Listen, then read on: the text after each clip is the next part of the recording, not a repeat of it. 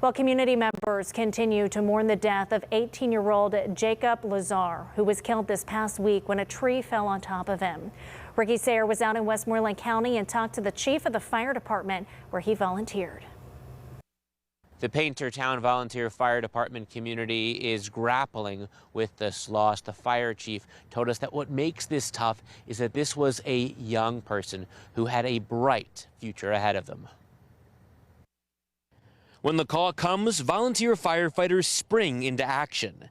Somebody's in need, we go, no matter how bad we're grieving. That grief is impossible to miss in Paintertown. 18-year-old Jacob Lazar's absence so clearly felt. He was irreplaceable. This is Jacob's whole set of fire gear.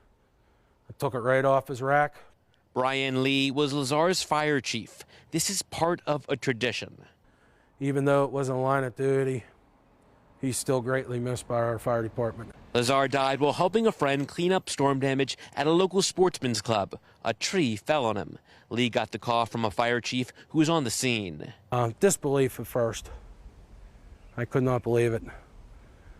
But when they said what he was doing, I kind of figured, it makes sense, because Jacob was the type of guy that would help anybody do anything. He'd been spending his time helping neighbors to clean up storm damage. He'd help anybody. He'd give you a shirt off his back. He was brought up right. Jacob was a peculiar type of guy, you know what I mean?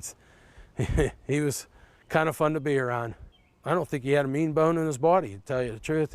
Firefighters have spent Saturday cleaning up their firehouse in Jacob's honor ahead of the wake, which will be held here. He became a junior firefighter at 14, just recently becoming a senior firefighter.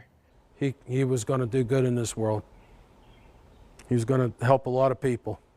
How do you feel when you walk past this, when you look at this? Oh, it's rough. When I'm driving up the road to answer a fire call, I see that glow in there, and I'm like, oh, I'm missing him. A life cut short of a teenager who made it his mission to help others.